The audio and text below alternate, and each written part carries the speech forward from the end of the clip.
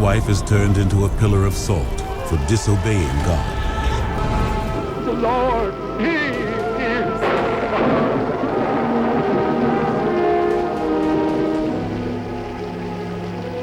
Thou is God. Thou is God.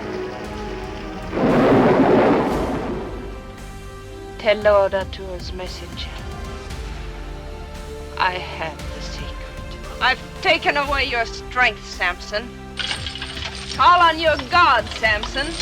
This woman, Herodias, is the wife of your brother Philip, and Philip lives, Tetrarch in Iturea. It is written, I have seen thine adulteries and thine abominations. Woe unto them! Wilt thou not be made clean? Send back this woman to your brother. Repent!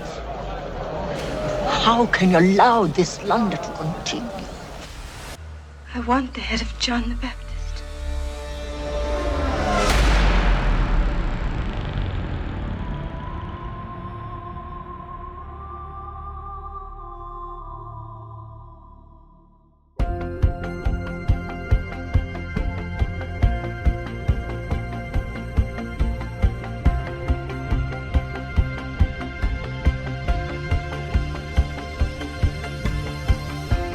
If I told you my story, you would hear hope that wouldn't let go. If I told you my story, you would hear love that never gave up. And if I told you my story, you would hear life, but it wasn't mine.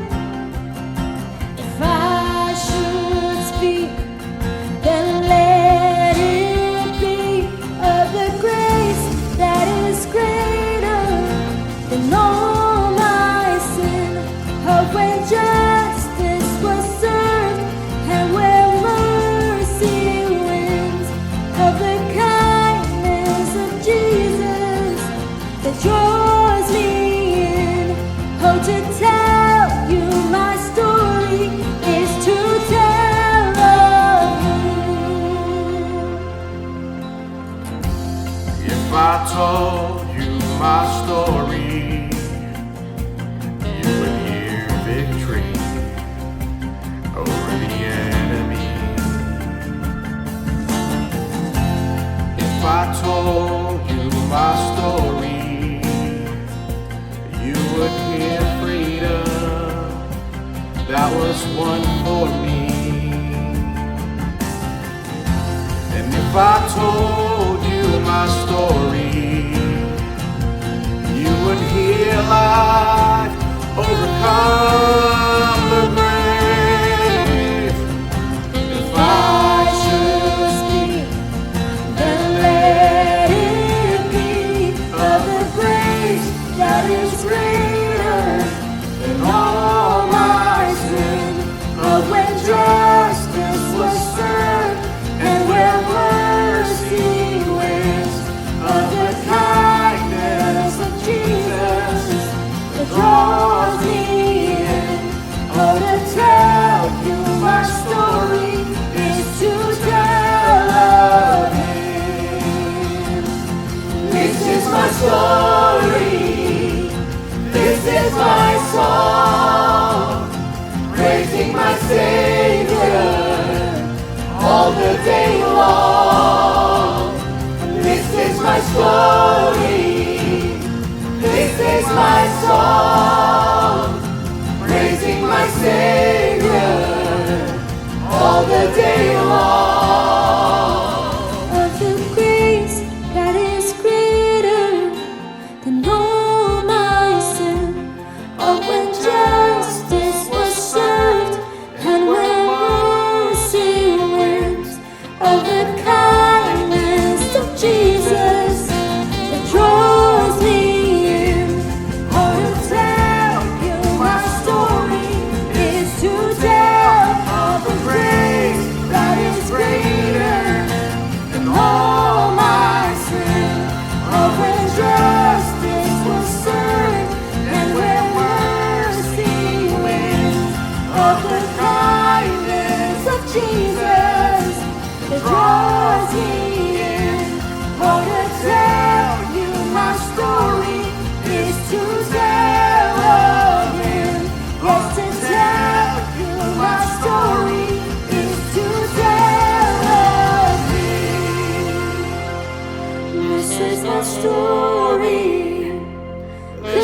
my soul, praising my Savior all the day long.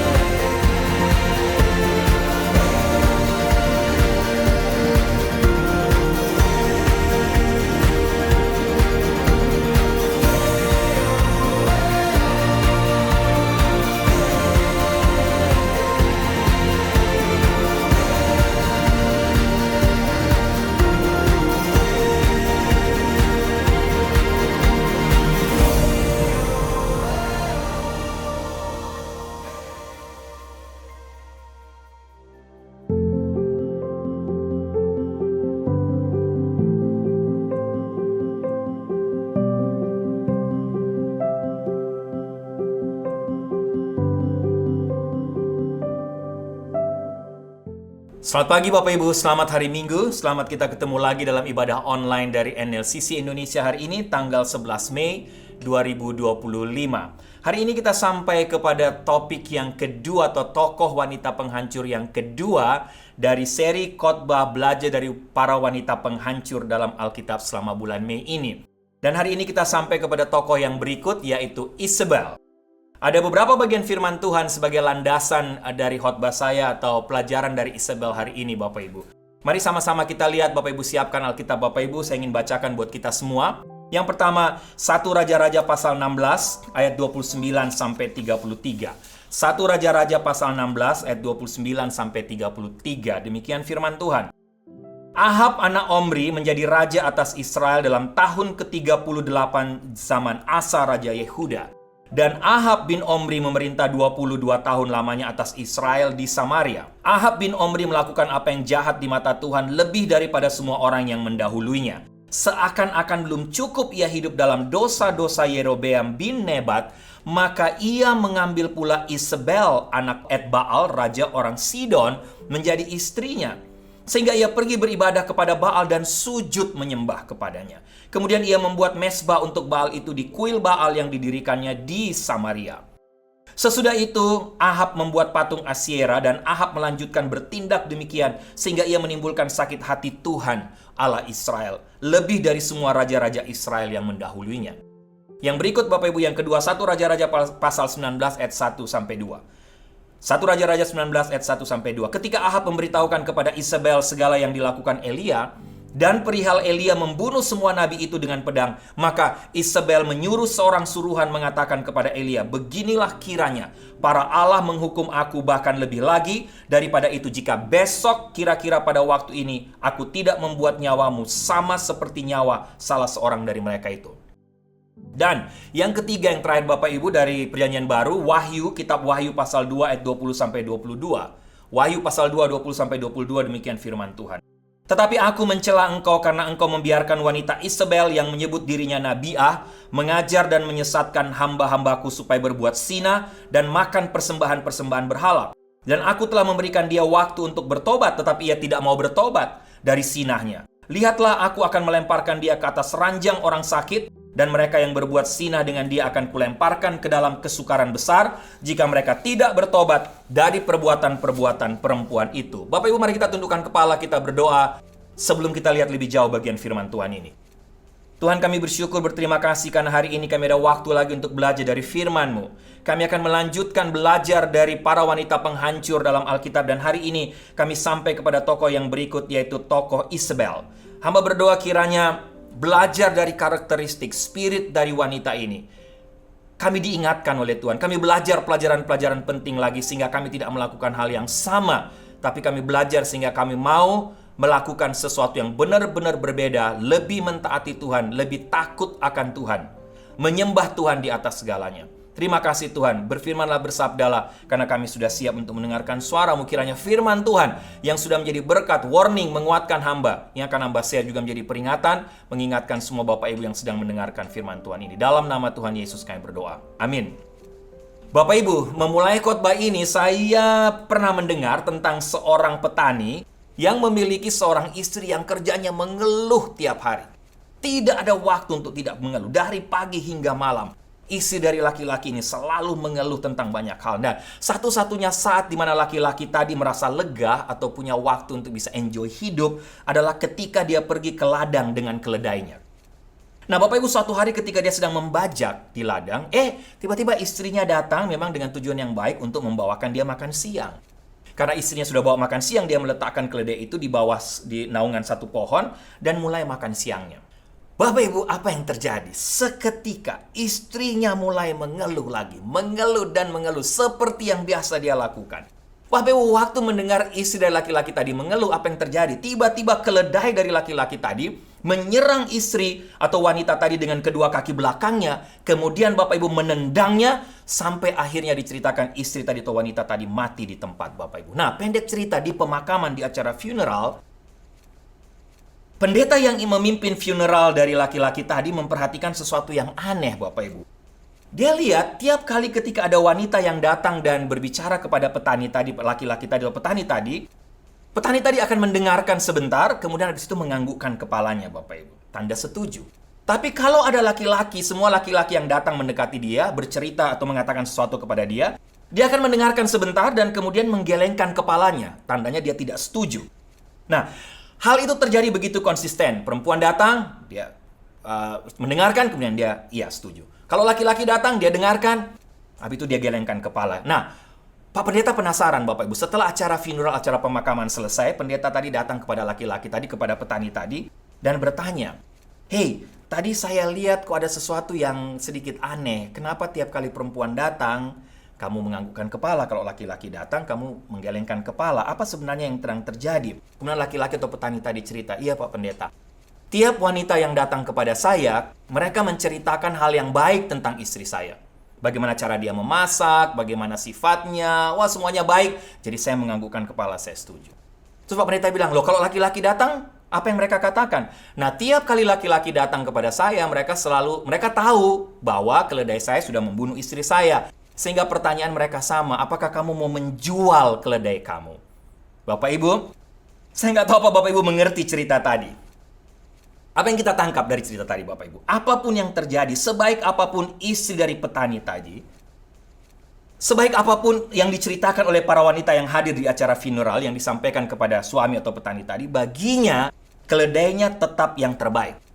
Apapun yang terjadi, dia tidak akan pernah menjual keledai kesayangannya yang telah membunuh istrinya, yang tidak pernah berhenti mengeluh. Bapak Ibu, kira-kira itu ceritanya. Nah, hari ini bertepatan dengan kita merayakan Mother's Day di sini di Amerika khususnya. Kita akan melanjutkan tema kita di bulan Mei, belajar dari wanita-wanita penghancur dalam Alkitab. Dan hari ini, seperti saya katakan tadi, kita mau belajar kepada tokoh yang berikut. Salah satu wanita penghancur menurut saya dalam Alkitab, yaitulah Isabel. Bapak Ibu, seperti yang telah disampaikan Ibu Sarah minggu lalu, tentunya kita selama bulan Mei ini tidak diharapkan belajar dari keburukan atau mengikuti teladan dari para wanita penghancur tadi. Tentunya tidak, itu bukan sama sekali tujuan dari khotbah bulan Mei ini. Tujuan mengkhotbahkan tentang para wanita penghancur dalam Alkitab adalah agar kita semua tidak jatuh pada kejahatan atau dosa yang sama yang telah mereka lakukan. Mungkin ibu-ibu katakan, aduh Pak Riki ini aneh juga, masakan di hari Mother's Day kok mengkhotbahkan tentang Isabel? Bukankah ada begitu banyak contoh wanita-wanita besar lainnya yang lebih cocok dikhotbahkan di hari Mother's Day ini? Misalnya Sarah contohnya. Ya bukan karena istri saya namanya Sarah. Ruth, Esther, dan lain sebagainya. Tapi Bapak Ibu, justru hari ini saya ingin semua wanita, para ibu, para istri, para mama, ataupun calon mama dengarkan kisah ini. Dan setelah mendengarkan, berdoalah di hadapan Tuhan atau mungkin berjanjilah di hadapan Tuhan untuk tidak menjadi seperti Isabel. Tidak melanjutkan atau melakukan spirit-spirit Isabel. Bahkan saya yakin, sebagaimana saya pun banyak mendapatkan pelajaran dari tokoh wanita penghancur ini. Maka saya juga berdoa untuk Bapak Ibu, para laki-laki, para pria, para suami, bapak-bapak dan juga calon suami. Mendapatkan pelajaran penting dari tokoh ini. Paling tidak terus mendoakan pasangan atau istri kita untuk tidak menjadi seperti Isabel. Doakan mereka. Atau khususnya yang sedang mencari teman hidup, berdoalah agar mendapatkan teman hidup calon istri yang tidak seperti Isabel. Oke Bapak Ibu, sekali lagi, Isabel. Siapa itu Isabel? Isabel adalah seorang wanita yang namanya telah menjadi sinonim dengan kejahatan dan tipu daya. Kisahnya bukanlah kisah yang menyenangkan kalau ada di antara Bapak Ibu yang pernah baca, pernah mendengarkan kisah Isabel. Tapi menurut saya, kalau kita ikuti kisah Isabel ini lebih mendalam, maka kisah wanita penghancur yang satu ini adalah sebuah kisah yang kalau kita baca terus, kisahnya ini akan membawa kita untuk benar-benar makin memahami tentang kedalaman dari keadilan Tuhan. Tapi juga pada saat bersamaan kita akan belajar tentang betapa luasnya kasih Tuhan. Bapak Ibu, yang pasti Isabel adalah budak dari dosanya. Dia terperangkap dalam satu siklus kejahatan yang menyebabkan kejatuhannya. Sehingga kisah Isabel ini menjadi sebuah peringatan sekali lagi atau warning yang jelas bagi kita semua. Hati-hati, dosa itu memperbudak kita. Tapi sebaliknya, Kristus itu memerdekakan atau membebaskan kita. Sekali lagi, mendengar nama Isabel kita mungkin merasa ngeri dengan perbuatannya. Tapi Bapak Ibu, jangan lupa. Jangan lupa sebenarnya kita pun sama seperti Isabel. Apa itu? Kita sama-sama rentan terhadap dosa. Kita semua membutuhkan belas kasihan dan kemurahan Tuhan. Dengan memahami betapa dalamnya dosa kita, maka kita akan benar-benar menghargai betapa luasnya kasih karunia Tuhan bagi kita. Siapa itu Isabel, Bapak Ibu? Yang pasti dalam Alkitab kita menemukan kisah tentang wanita ini. Alkitab menceritakan bahwa Isabel adalah seorang wanita yang memilih jalan kejahatan. Jalan yang menjauhkannya dari terang kasih Tuhan dan justru menuju pada kegelapan dosa. Wanita ini Isabel menjadi semacam tugu, boleh saya katakan, atau batu peringatan yang mengingatkan kita semua akan kuasa dosa yang benar-benar merusak, tapi juga mengingatkan kita dengan terhadap berbagai konsekuensi dosa yang benar-benar akan menghancurkan dan membawa kita makin jauh dari sorga dan semakin dekat justru kepada neraka dan api kekekalan. Bapak Ibu, ada beberapa info tentang Isabel. Info pertama, Isabel adalah seorang ratu yang menikah dengan Raja Ahab dari Israel. Jadi dia bukan orang Israel, melainkan dia orang Sidon. Dia adalah anak dari Etbaal, kata firman Tuhan, Raja Sidon yang juga adalah imam dari dewa Asyera dan dewa Baal. Dan dia juga membawa penyembahan Baal, dewa kafir bersamanya ketika dia menikah dengan Ahab, Raja Israel pada waktu itu. Dan ini adalah langkah pertamanya menuju kejahatan. Membawa pengenalan penyembahan berhala ke dalam kerajaan Israel. Membawa rakyat Israel yang tadinya menyembah Allah Yahweh menjadi menyembah berhala. Dia tidak hanya menyembah Baal secara pribadi, Bapak Ibu, tetapi secara aktif. Boleh saya katakan mempromosikan penyembahannya di antara orang Israel. Menjauhkan mereka dari penyembahan kepada satu-satunya Allah yang benar. Alkitab menceritakan kepada kita bahwa Isabel adalah seorang wanita yang haus kuasa dan jahat, Bapak Ibu. Isabel memang tumbuh sebagai putri raja di sebuah kerajaan yang kaya. Dia terbiasa hidup dalam gelimang kekayaan sehingga dia selalu memiliki orientasi terhadap harta dan ketamakan. Israel dan Sidon memang sudah lama memiliki hubungan erat dalam perdagangan, Bapak Ibu. Kerajaan kafir tersebut memang dikenal karena memiliki sebuah pelabuhan laut yang besar sebagai pusat perdagangan banyak bangsa waktu itu. Kebutuhan kayu untuk pembangunan di Israel didatangkan dari Sidon. Dan sebagai gantinya Israel mengirimkan bahan makanan. Sehingga Bapak Ibu boleh dikatakan pernikahan Ahab dan Isabel memang didasari oleh kepentingan politik sebenarnya. Ia menikahi Ahab memang untuk makin mendapatkan kekuasaan. Karena memang tadi dia berasal dari keluarga yang memang berkuasa. Tapi sebenarnya Isabel berasal bukan hanya dari keluarga yang berkuasa yang kaya, tapi juga berasal dari keluarga yang dikenal sebagai pengkhianat karena Etbaal ayahnya. Sekali lagi adalah Raja Sidon adalah seorang pendeta Baal yang pernah membunuh raja dan juga mengambil alih kekuasaan dengan cara-cara yang keji, Bapak Ibu. Itulah keluarga Isabel. Dan Isabel membawa berhala-berhalanya, kuil kafir tadi, ke tengah-tengah umat Israel. Jadi hal ini dengan menikahnya Ahab kepada Isabel, ini membuat kerajaan Israel Utara yang telah menyimpang memang dari Taurat pada waktu itu menjadi lebih kafir lagi. Ia juga yang telah mengeksekusi mati nabi-nabi Allah yang benar. Bapak Ibu baca 1 Raja 18 ayat 4. Ia mempromosikan agama kafir. Ia bahkan mengancam Nabi besar Elia seperti yang kita baca tadi sehingga Elia ketakutan. Padahal Elia baru saja membuktikan bahwa Yahweh adalah Allah yang benar. Terjadi pertikaian antara Elia dan 450 Nabi Baal, Bapak Ibu. Bapak Ibu ingat kisahnya. Tapi ingat, bagi saya informasi ini penting. Kenapa Bapak Ibu? Karena ini bukan masalah sepele. Penyembahan berhala, penyembahan dewa-dewa palsu merupakan pelanggaran langsung terhadap perintah pertama dari hukum Taurat. Dari 10 hukum. Ini bukan masalah sepele. Ingat perintah itu berbunyi apa Bapak Ibu? Jangan ada padamu Allah lain di hadapanku. Sehingga apa yang dilakukan Isabel adalah penolakan langsung terhadap kedaulatan Tuhan. Penyangkalan terhadap kasih dan anugerahnya. Dan dosa inilah pemberontakan terhadap Tuhan yang menandai dimulainya kejatuhan Isabel dalam kejahatan yang sangat luar biasa. Info berikut Bapak Ibu tentang Isabel. Dosa Isabel tidak berhenti pada penyembahan berhala saja. Alkitab menginfokan kepada kita bahwa ia juga seorang wanita yang sangat kejam dan tamak. Dia menganiaya para nabi Tuhan, memerintahkan eksekusi mereka dan membungkam suara mereka.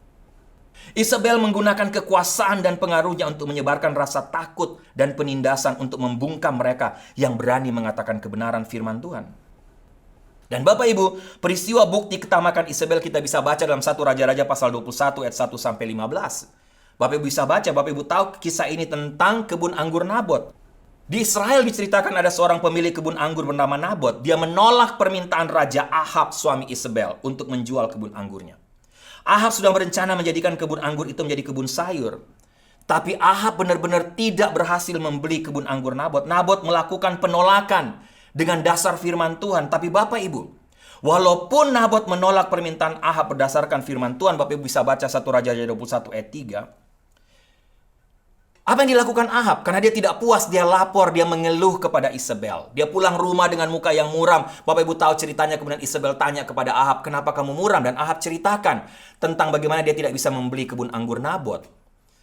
Dan Isabel sebagai seorang istri justru memanas-manasi Ahab waktu itu. Kenapa kamu takut? Kamu adalah penguasa. Sehingga akhirnya Isabel lah, bukan Ahab, Isabel lah merencanakan pembunuhan kepada Nabot. Ia mengarang rencana untuk mendapatkan kebun anggur itu, Bapak Ibu. Bapak Ibu tahu cerita Isabel membayar saksi-saksi palsu untuk memberatkan Nabot bahwa pemilik kebun anggur itu telah menghujat Allah dan Raja. Dan akhirnya Bapak Ibu apa yang terjadi? Tuduhan palsu diberikan kepada Nabot sehingga dia harus dirajam dengan batu sampai mati. Itu Isabel. Dan sesudah itu apa yang dilakukan Isabel? Dia mengambil alih kebun anggur Nabot dengan begitu leluasa, Bapak Ibu. Sekali lagi Bapak Ibu informasi tentang Isabel. Ada lagi informasi lain Bapak Ibu. Isabel juga adalah seorang istri yang dominan rupanya.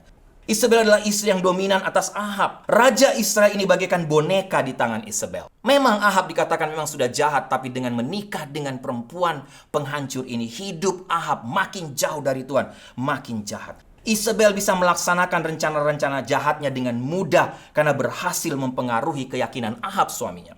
Dan Bapak Ibu hal ini membuat Ahab mendua hati dari Tuhan. Dia tetap menyembah Tuhan, tapi dia juga menyembah Baal. Isabel juga berhasil mempengaruhi bangsa Israel menyembah Baal seperti saya katakan tadi. Isabel menggunakan kekuasaan untuk menjadikan agama Baal dan Asyera menjadi agama resmi di Israel. Ada yang mengatakan Isabel menggunakan anggaran negara untuk memelihara kehidupan ratusan nabi-nabi Baal dan Asyera yang memang sengaja didatangkan ke Israel. Sehingga Bapak Ibu, itu Isabel.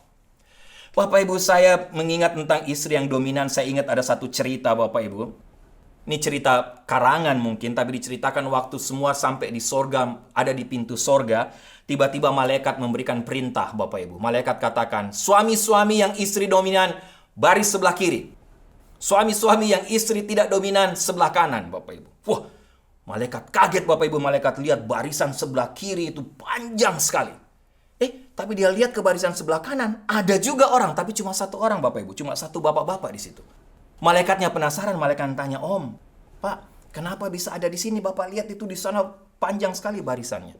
Apa yang suami itu bapak itu katakan? Waduh, malaikat, saya juga tidak tahu kenapa saya ada di sini. Soalnya istri saya tadi yang perintahkan saya, kamu harus pergi di sebelah kanan.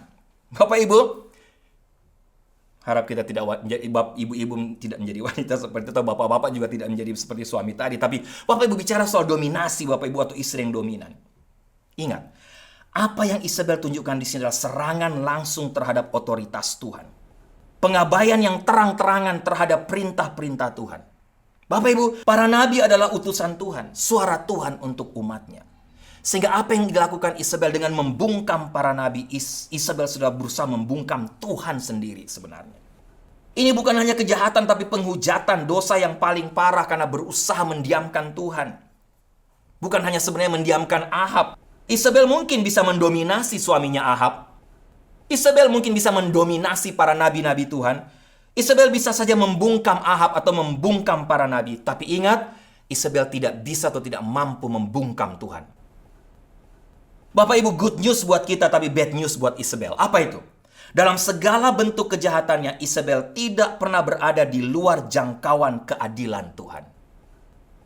Alkitab menceritakan kepada kita Allah mengutus Nabi Elia untuk menghadapi Ahab dan Isabel. Untuk menjatuhkan hukuman atas kejahatan mereka. Dan pada akhirnya, apa yang terjadi Bapak Ibu? Alkitab juga sejarah mencatat Isabel menemui ajalnya yang mengerikan. Dilempar dari jendela dan diinjak-injak seperti yang telah dinubuatkan Nabi Elia. Bapak Ibu, ini adalah puncak perjalanan Isabel, wanita penghancur ini menuju kejahatan. Dan konsekuensi dari dosa yang dia lakukan tidak bisa dielakkan dari dia. Ia telah berpaling dari Allah. Isabel menolak perintah-perintah Allah. Dia hidup dalam dosa. Dan pada akhirnya dia menuai apa yang dia tabur. Sehingga Bapak Ibu, pelajaran penting apa dari Isabel, dari wanita penghancur ini? Sekali lagi, apa yang bisa kita pelajari? Pertama Bapak Ibu, kita melihat kuasa dosa yang merusak. Dosa Isabel menjauhkannya dari Tuhan ke dalam hidup yang jahat dan memberontak. Dosa itu membawa ke tempat penghakiman dan kehancuran. Bapak Ibu jangan lupa, dosa bukan masalah sepele. Jangan main-main dengan dosa. Tapi dosa merupakan pelanggaran serius terhadap Allah yang kudus. Belum lagi bicara soal konsekuensi. Bapak Ibu bisa minta ampun atas dosa-dosa Bapak Ibu diampuni. Tapi konsekuensi dari dosa kita semua tidak bisa lari. Dosa itu memisahkan kita dari Tuhan. Membawa kita ke dalam kegelapan. Dan membawa kita ke bawah penghakiman Tuhan. Ini pelajaran pertama. Pelajaran kedua, kita melihat dari bahaya penyembahan berhala. Penyembahan Isabel terhadap Baal merupakan penolakan terhadap Tuhan, Bapak Ibu. Penyangkalan terhadap kedaulatan dan kasih-Nya. Ingat, garis bawahi. Penyembahan berhala bukan hanya bicara soal penyembahan terhadap patung, penyembahan terhadap dewa-dewa palsu. Tapi penyembahan berhala juga bicara soal peninggian segala sesuatu. Atau ketika Bapak Ibu dan saya menempatkan segala sesuatu atau seseorang di atas Tuhan. Bapak Ibu, itu merupakan bentuk persinahan rohani. Pengkhianatan terhadap hubungan kita dengan Tuhan. Yang ketiga, kita melihat konsekuensi dari penolakan otoritas Tuhan. Penganiayaannya terhadap para nabi merupakan serangan langsung terhadap otoritas Tuhan. Sebuah upaya untuk membungkam suara Tuhan. Jangan lupa Bapak Ibu, ketika kita menolak otoritas Tuhan, kita menjadikan diri kita sebagai dewa-dewa kita sendiri. Memutuskan kita harus menentukan sendiri apa yang benar dan salah. Kita Tuhannya. Bahkan kitalah Tuhannya. Ini adalah jalan yang berbahaya yang mengarah kepada penghakiman sekali lagi. Langsung dari Tuhan. Yang keempat, kita melihat kepastian dari keadilan Tuhan. Meskipun Isabel memiliki kuasa dan pengaruh, ia tidak dapat lolos dari penghakiman Tuhan. Demikian pula kita semua Bapak Ibu. Ia adalah Tuhan yang adil yang tidak akan membiarkan orang jahat luput dari hukuman. Jangan takut Bapak Ibu. Kalau ada peringatan buat kita, jangan main-main dengan dosa, jangan berbuat jahat. Tuhan itu adil. Tapi peringatan kekuatan buat kita juga, kalau ada orang yang berbuat jahat kepada Bapak Ibu, jangan takut Bapak Ibu. Tuhan itu adil, Dia tidak akan membiarkan orang jahat luput dari hukuman. Ia juga adalah Tuhan yang penuh belas kasihan, yang menawarkan pengampunan dan keselamatan bagi mereka yang berpaling dari dosa mereka dan percaya kepadanya.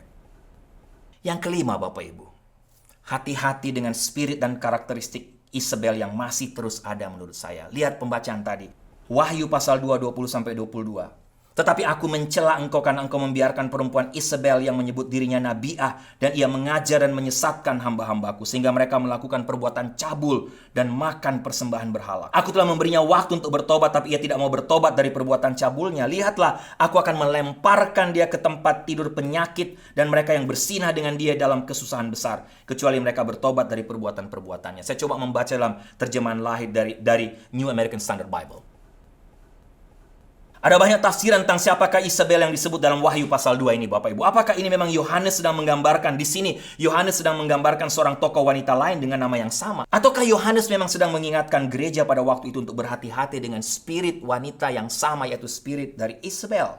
Bapak Ibu, bagi saya apapun atau siapapun itu yang dimaksudkan oleh Rasul Yohanes, tapi yang pasti Rasul Yohanes sedang mengingatkan gereja pada waktu itu, tapi juga untuk kita, untuk gereja dan kita yang hidup pada masa kini.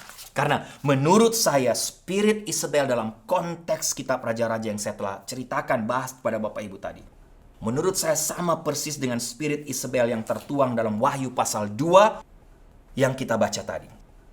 Ada beberapa spirit dan karakteristik Isabel yang harus kita waspadai Bapak Ibu. Tapi yang menarik di sini apa Bapak Ibu? Jangan cepat juga mengadili Isabel di sini. Karena yang pasti, spirit Isabel tidak dapat bekerja tanpa spirit Ahab. Para bapak-bapak, laki-laki jangan pikir, weh Pak Rik ini khotbah tentang Isabel, tentang wanita ini. Jangan lupa, sekali lagi, spirit Isabel tidak dapat bekerja tanpa spirit Ahab. Apa maksud saya? Perhatikan, Isabel memang mengendalikan dan dominan di sini. Tapi Ahab di sini menjadi suami yang menoleransi dan tidak punya pendirian menurut saya. Terikut, tidak punya pendirian, tidak berani bicara kebenaran.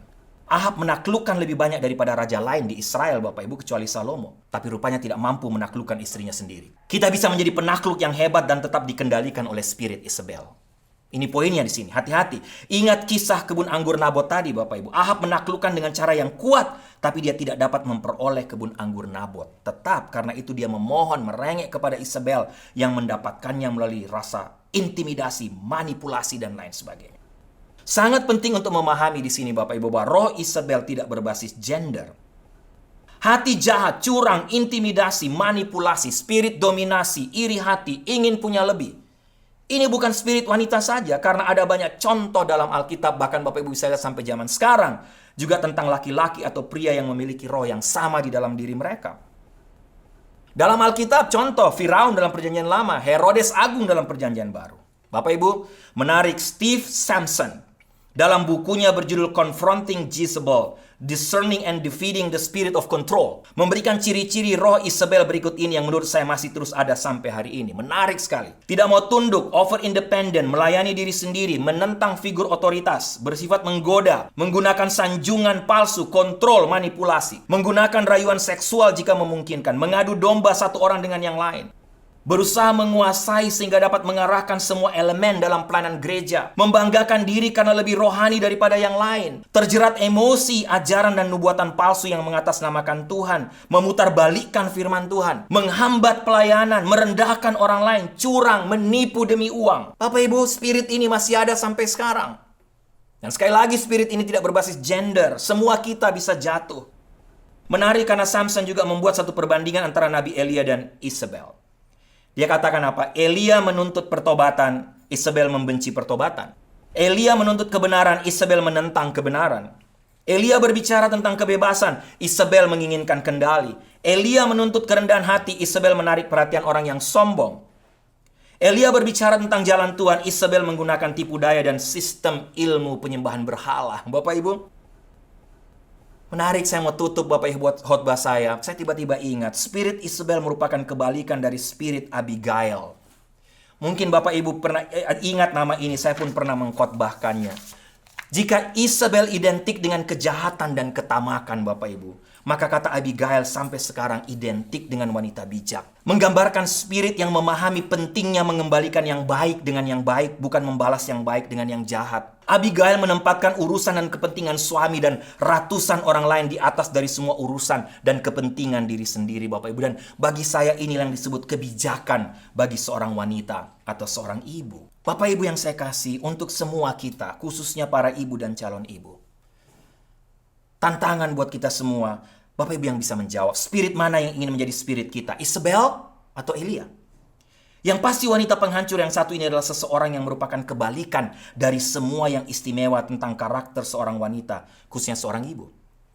Spirit Isabel atau spirit Abigail? Apa itu spirit wanita seorang ibu Bapak Ibu? Itulah gambaran tentang kasih sayang, pemeliharaan rasa hormat terhadap kehidupan dan martabat manusia. Mempertimbangkan orang lain bukan hanya diri sendiri. Dan ini memang tantangan bagi wanita modern Bapak Ibu. Eksekutif tapi tetap feminin. Tetapi Isabel adalah kebalikannya. Bapak Ibu, untuk para wanita atau calon ibu ingat ini. Biasanya anak laki-laki memang membutuhkan seorang ayah yang dapat membudayakan mereka. Tapi anak laki-laki membutuhkan seorang ibu yang dapat memberadabkan mereka.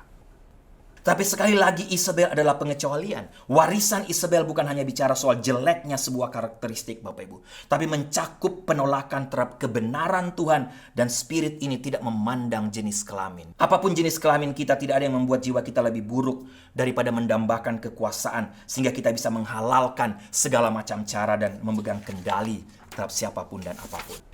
Bapak Ibu, saya mau tutup khotbah saya dengan ini. Saya membaca buku Chicken Soup for the Christian Soul. Diceritakan ada seorang ibu bernama Dalton menuliskan tentang kisah hidupnya. Diceritakan Dalton dia punya 10 anak dan hidupnya sangat sibuk. Suatu waktu dia membawa anaknya Len yang berusia 3 tahun untuk bermain keluar rumah. Tapi menarik diceritakan, Dalton ceritakan kemanapun dia pergi anaknya selalu ikut terus dia. Di mana saja dia jalan anaknya ikut. Dalton berusaha untuk menyenangkan hati anaknya. Tapi dia juga terus bertanya kepada Len, kenapa sih kamu tidak mau pergi? Karena dia mau inilah waktu dia keluar waktu untuk bermain dengan orang lain, main-mainan yang lain. Len, kenapa kamu tidak mau pergi main ayunan atau main lain bersama teman-teman di sana? Tapi Len tetap mengikuti mamanya, tetap mengikuti Dalton. Walaupun Bapak Ibu Dalton ceritakan berapa kali dia terantuk, mungkin 5 kali dia terantuk jatuh. Jari-jarinya sempat luka karena dia berjalan mengikuti mamanya. Nah, karena mamanya terus bertanya, akhirnya Len menjawab mamanya, "Ma, guru sekolah mingguku meminta kita semua anak-anak untuk berjalan mengikuti kaki Yesus. Kemanapun kita pergi, kalian harus mengikuti kaki Yesus. Mengikuti jejak Yesus," katanya. Tapi kan saya tidak bisa melihat Yesus. Jadi saya memutuskan untuk mengikuti jejak kaki mama saja. Kemana mama pergi, saya ikut. Bapak Ibu, ibu-ibu, hasil penelitian ilmu psikologi mengatakan bahwa ketika seorang ibu meluangkan waktu untuk bermain dengan anak-anaknya, itu akan membawa dampak yang sangat besar bagi masa depan mereka dan membuat mereka mampu memahami banyak pelajaran penting tentang hidup dan membuat mereka makin kuat di kemudian hari. Bapak Ibu atau ibu-ibu khususnya. Sekali lagi memang Isabel ini atau spirit Isabel wanita penghancur ini saya khotbahkan di hari Mother's Day. Memang banyak pelajaran penting buat para ibu dari tokoh wanita ini. Paling tidak, jangan ikuti, jangan kembangkan spirit ini. Kalau masih ada, bertobatlah.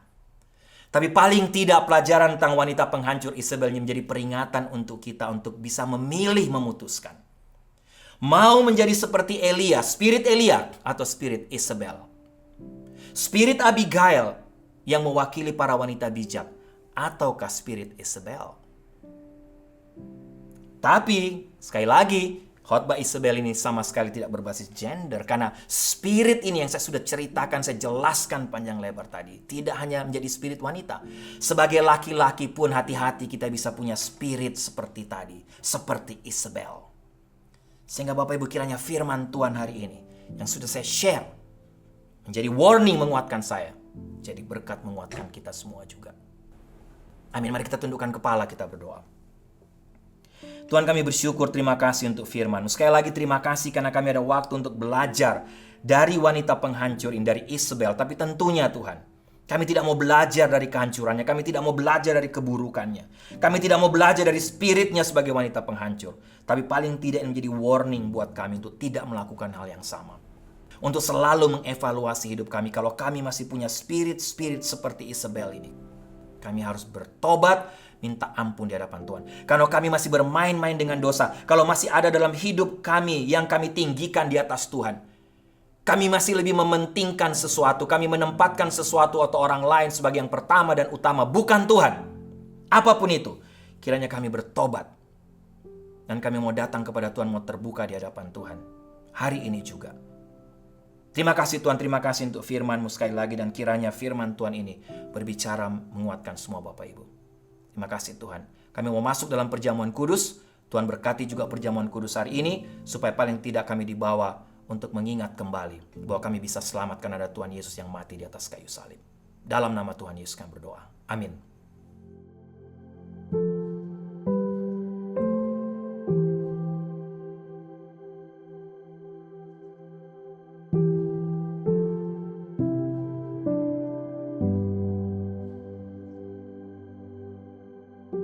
Bapak Ibu, mari kita masuk dalam perjamuan kudus. Mari kita siapkan hati untuk masuk dalam perjamuan kudus hari ini. Bapak Ibu jemaat yang kekasih, roti yang kita pecah-pecahkan ini selalu mengingatkan kita akan tubuh Kristus yang diserahkan bagi kita untuk menebus kita. Demikian pula dengan cawan minuman ini yang kita pakai untuk mengucap syukur, mengingatkan kita akan darah Kristus yang dicurahkan bagi kita untuk pengampunan dosa kita.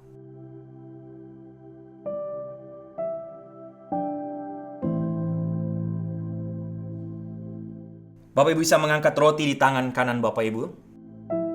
Yesus berkata, inilah tubuhku yang diserahkan bagi kamu. Perbuatlah ini selalu menjadi peringatan akan aku. Makanlah.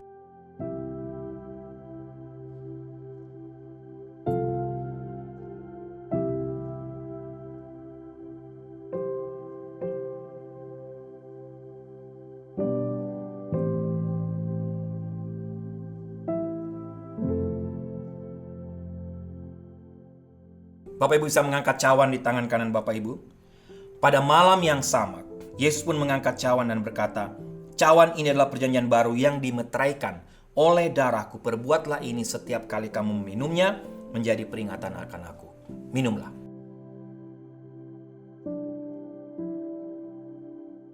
Mari kita berdoa Bapak Ibu. Tuhan, kami bersyukur, terima kasih karena Engkau memberkati kami lagi hari ini. Tidak saja melalui kebenaran firman-Mu, tapi Engkau memberkati kami lagi melalui waktu perjamuan kudus hari ini. Tapi Tuhan, tolong supaya tiap kali mengikuti perjamuan kudus seperti hari ini, kami tidak hanya dibawa untuk mengenang, mengingat saja, dan berhenti sampai di situ.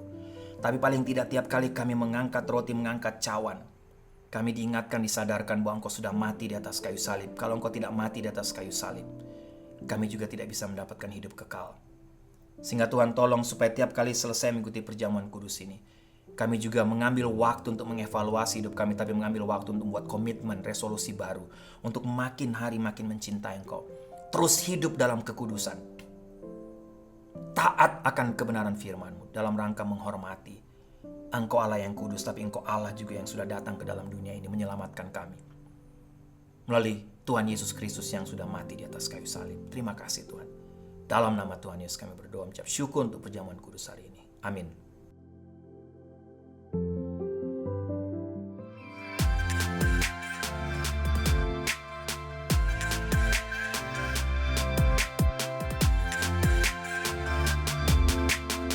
Baik Bapak Ibu, doa saya kita semua diberkati lagi oleh seluruh rangkaian ibadah hari ini, lewat pujian penyembahan, lewat firman Tuhan, dan juga lewat perjamuan kudus. Jemaat yang kekasih, tundukkanlah kepalamu dan arahkanlah hatimu kepada Tuhan dan terimalah berkat Tuhan. Anugerah keselamatan dari Tuhan Yesus Kristus, kasih sayang yang tidak berkesudahan dari Allah Bapa, serta penyertaan dari Roh-Nya yang kudus kiranya menyertai engkau sekalian, mulai hari ini sampai Maranatha Tuhan Yesus datang kembali. Haleluya, amin.